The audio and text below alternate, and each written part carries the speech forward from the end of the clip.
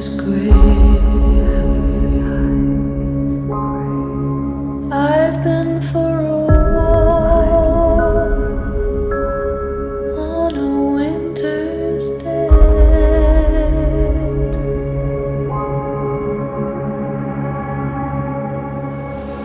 I'd be safe and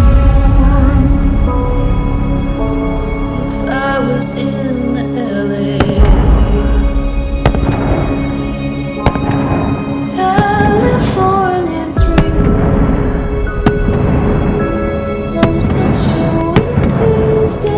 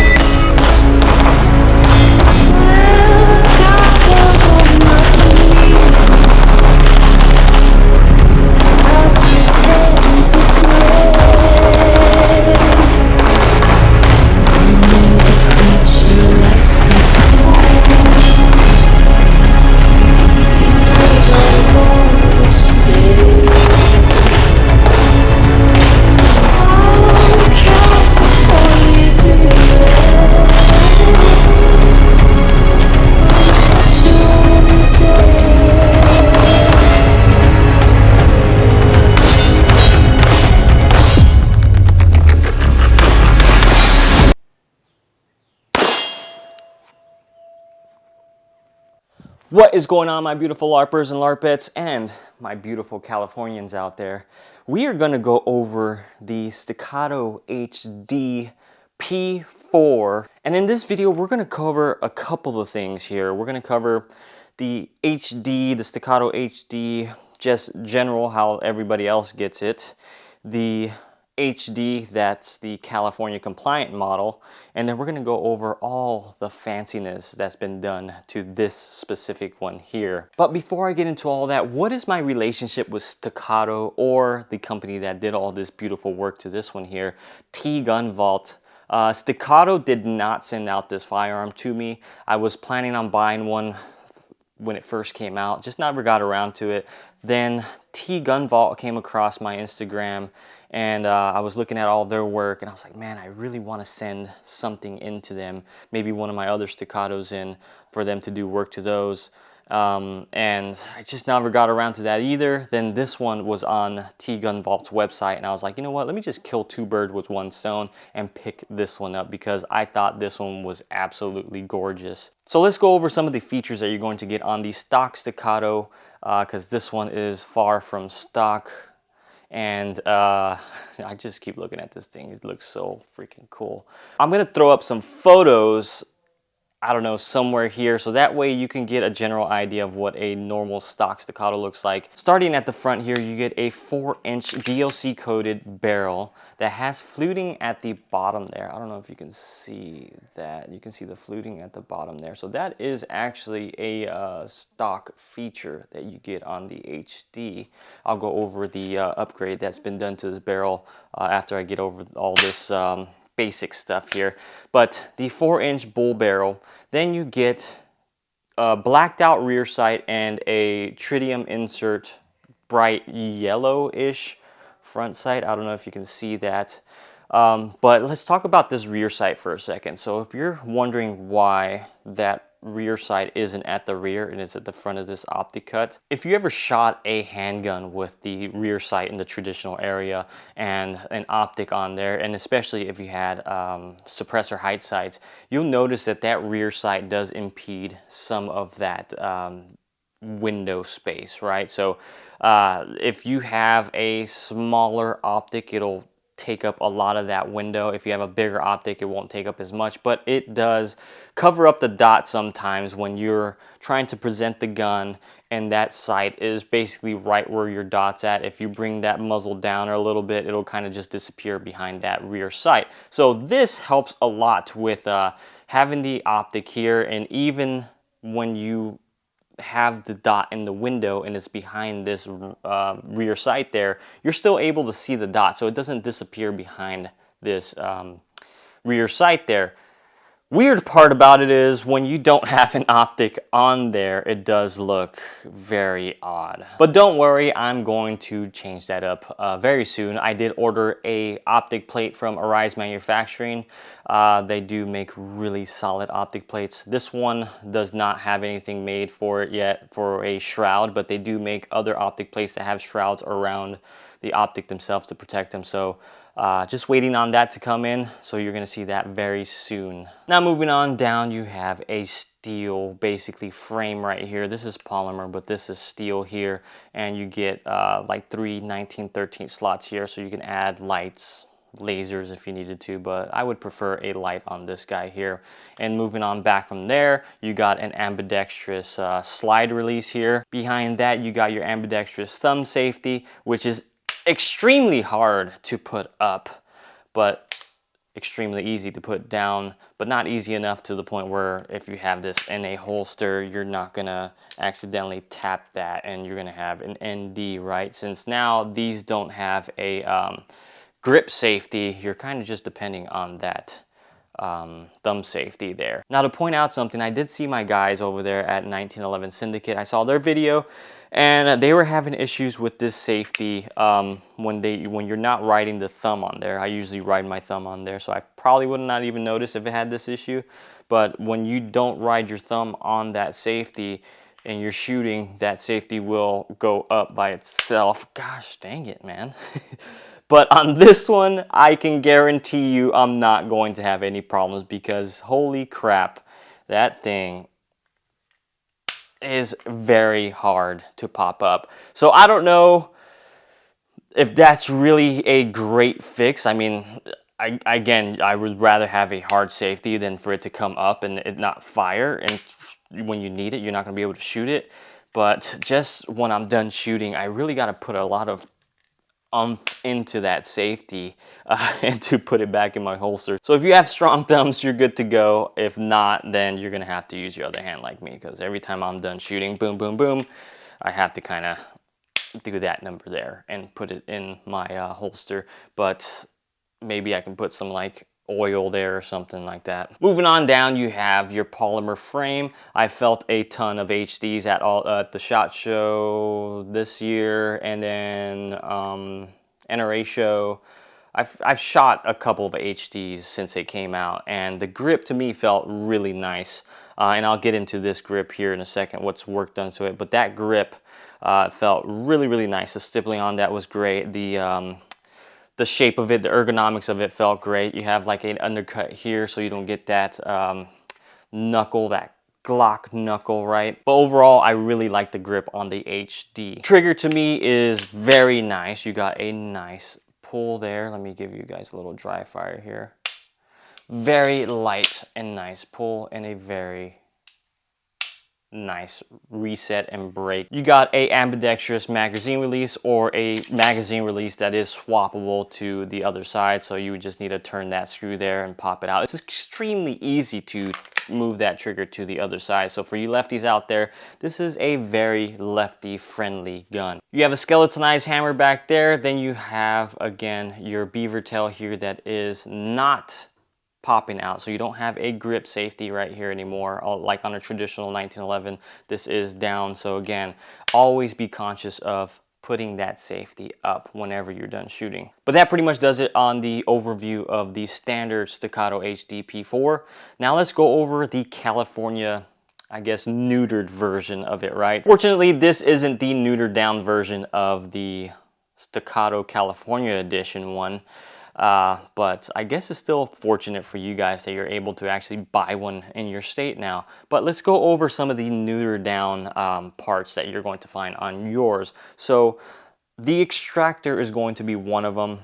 Basically, is going to have loaded when up or something like that. I'll put a photo up somewhere. But basically, it's a loaded chamber indicator. And me being a former Californian, I lived in California for many, many years, and I'm glad to be in a free state now. But when I lived in California, that whole loaded chamber indicator, loaded when up, little shark fin thing, I think I still have like my old Smith & Wesson M&P shield over there somewhere, but it has a stupid shark fin on the top of the gun, and I absolutely hated that when I was in California. I would kind of just deactivate mine in a way. I somewhat gunsmithed and it didn't work anymore, shark fin piece, but you now have a somewhat shark fin coming out sideways now. It's not too bad. I saw some photos on it. When it's popping out, you'll just see red on the top. I guess people who live in California or the Gavin Newscom thinks that we are retards and don't understand when we have a round in the chamber. So when that's popping out, you're gonna see red there. I don't know, I've never had a problem with knowing what the condition of my firearm is. So, Mr. Newscom, hey, whatever makes you happy, all right? Now moving on from the loaded chamber indicator, you're going to have a magazine disconnect. This was another stupid thing. I mean, everything in general when it comes to California gun laws are absolutely asinine. They are stepping on our rights every chance they get, and Californians just have to deal with that shit all the time. And it's just it sucks so bad to just try to find ways to get something that you absolutely enjoy in your hands in California. And again, the criminals don't give a shit about the laws. They're not going to care about loaded chamber indicators or 10-round mags or magazine disconnects. Like, it's stupid. But enough of my rant. You're going to get a magazine disconnect, which essentially means that when the magazine is outside of the gun, you're not going to be able to pull that trigger. It's only when you insert that magazine in that little, I don't know how it looks in the Staccato HD, but like say on the M&P back there, it was like a little lever, right? A little lever came down, so when that magazine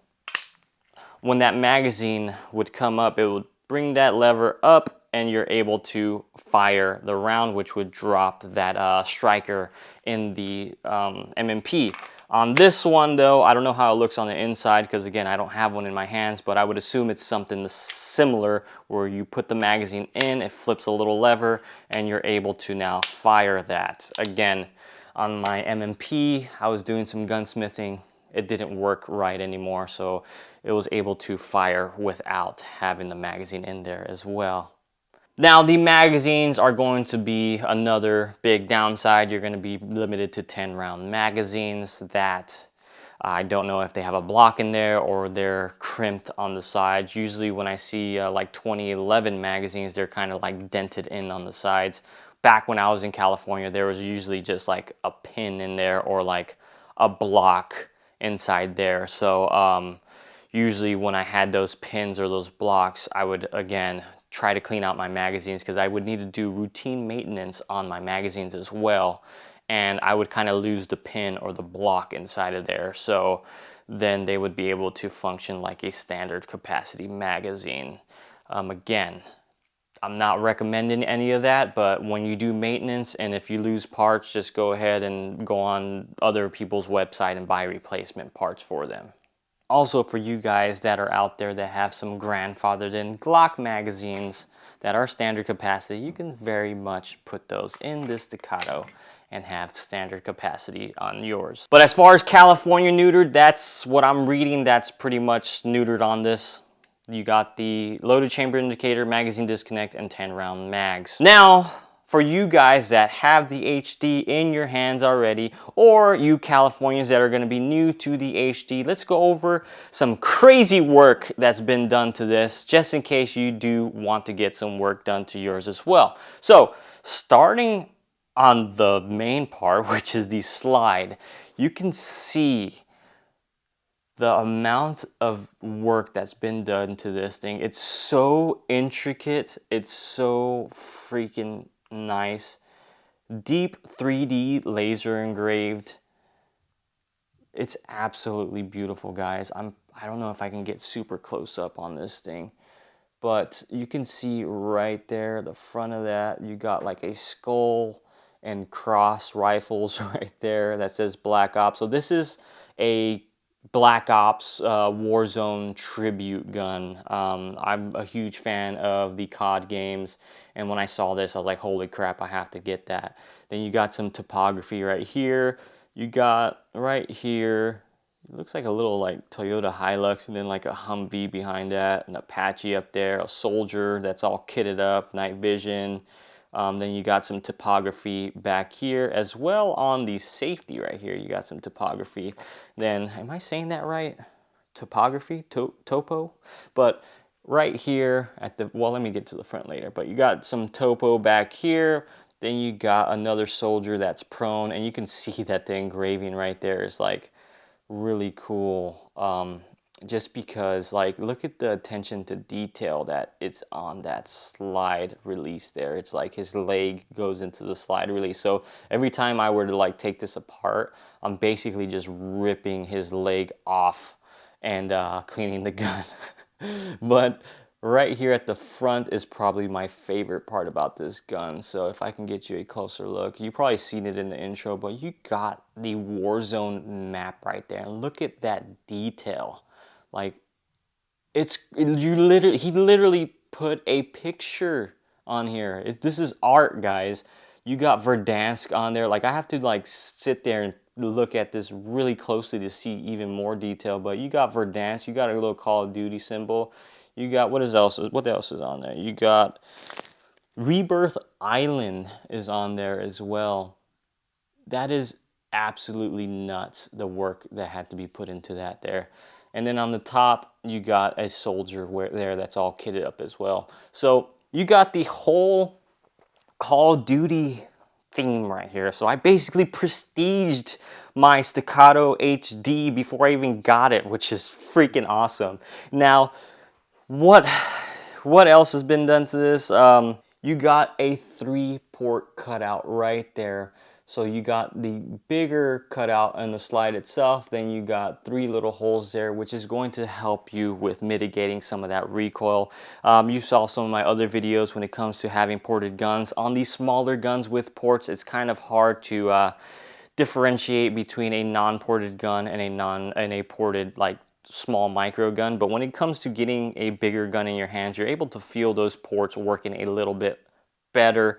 This one I could definitely feel some recoil mitigation. I could get some follow-up shots a little bit faster than I would say on my normal Staccato P or something like that, or my C2, which I think this is probably closer to.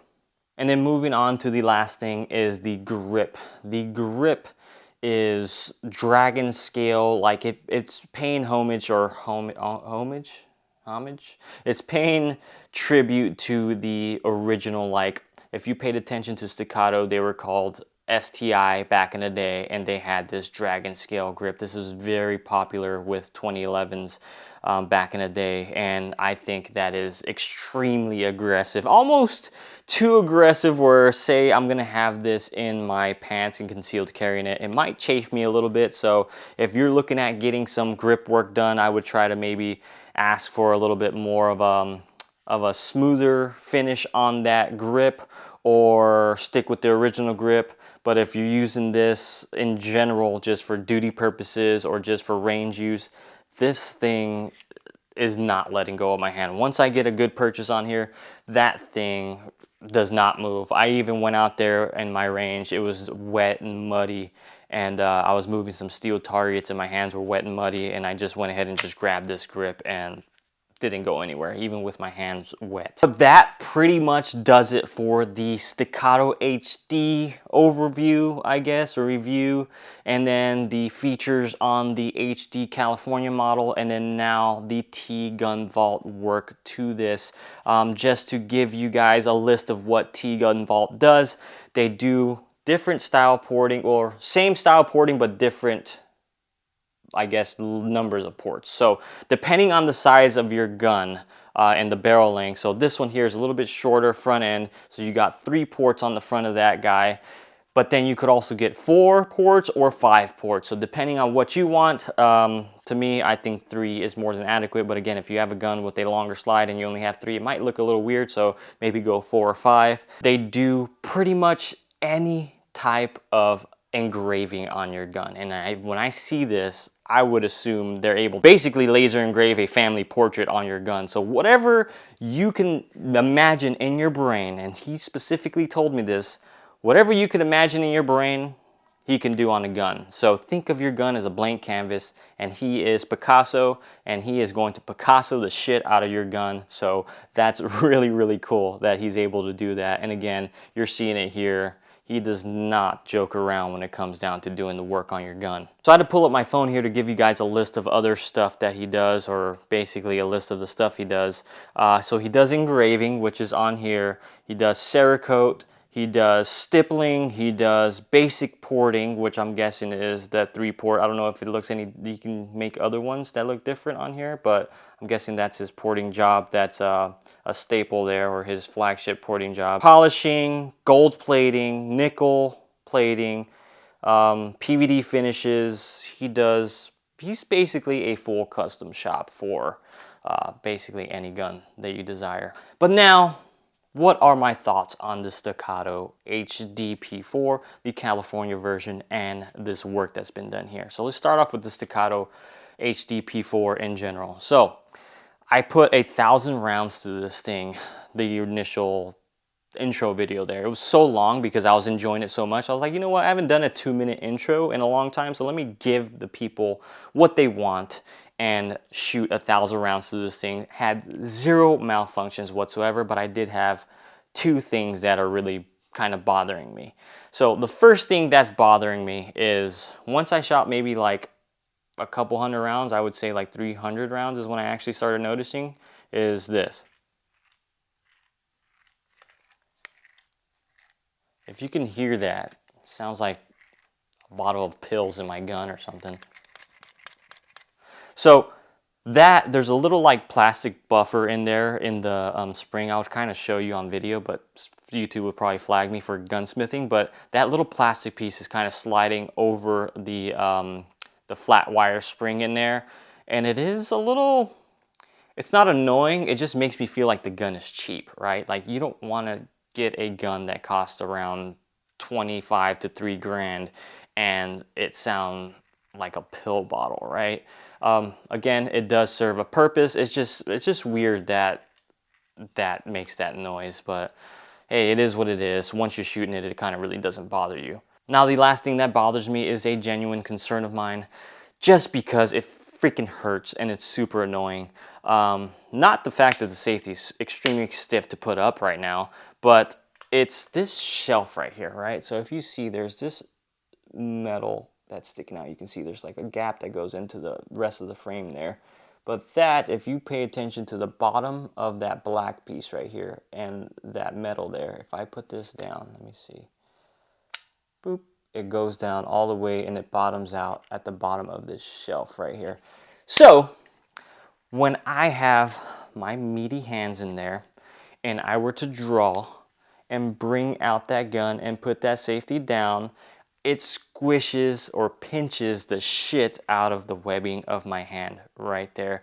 I was shooting those 1,000 rounds and I did get bruised up. It didn't break the skin because I'm a man and you're supposed to have man hands where your hands don't get start bleeding, I guess, from a safety, but it still hurts, you know?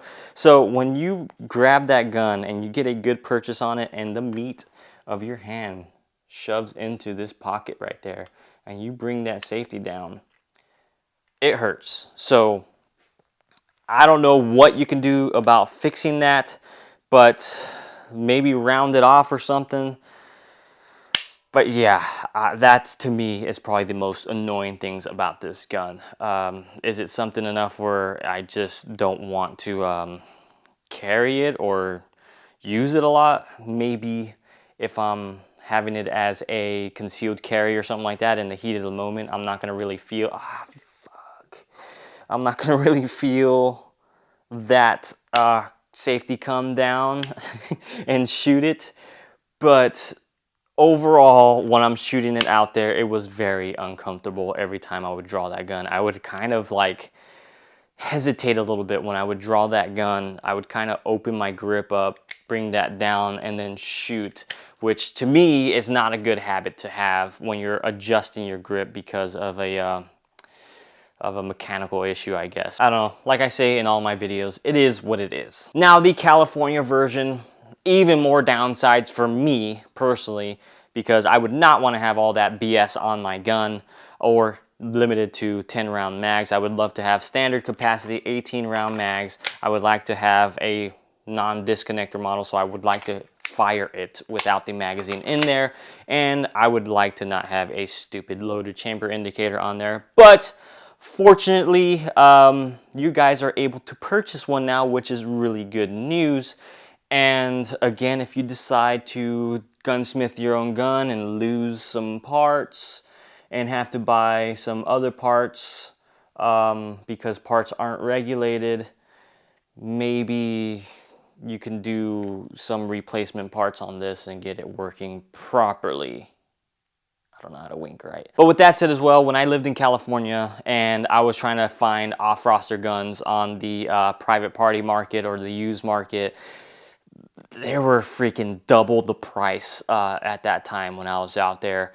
And it was just annoying to see in another state you can buy it for literally half the price, but you couldn't. So you'd have to pay the California, I guess, private party tax, which was nearly double. I remember the Smith & Wesson Shield. I think I bought a non-California compliant one out there, and it was like $650 or $700 at that time. I think there was one point where they were like almost $1,000 for a shield, like a $300-400 shield. Stupid. But hopefully now that they're in California, it would help drive the private party market down. I don't know the pricing of a used Staccato HD out there or a private party Staccato HD, but hopefully now that they're in the state, they'll be able to come down in price. So maybe you can just find a non-California compliant model for cheaper.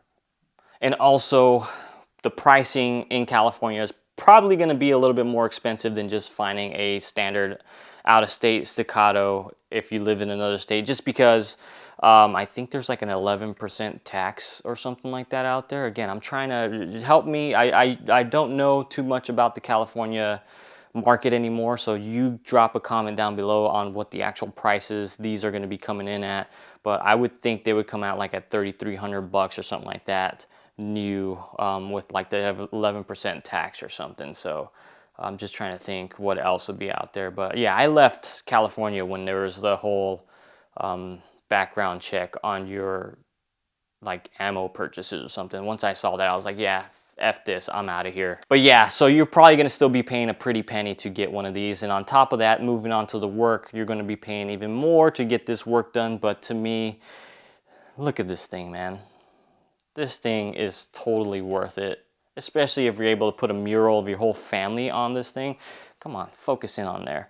Yeah, especially if you're able to put a whole family mural or portrait on there. Like, who would not want a whole family photo here with their pet dog on their gun? Or even if you're like rich enough to get your other rich friends guns with your like company name on them or something. But the world or the Staccato is your oyster.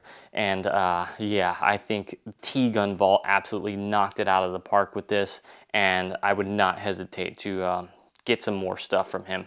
Now that pretty much does it for the Staccato HD review, overview, look at the California version. It's very cool that California is getting a bunch of new guns in. I saw that Cant came out with one as well, the Mete Prime.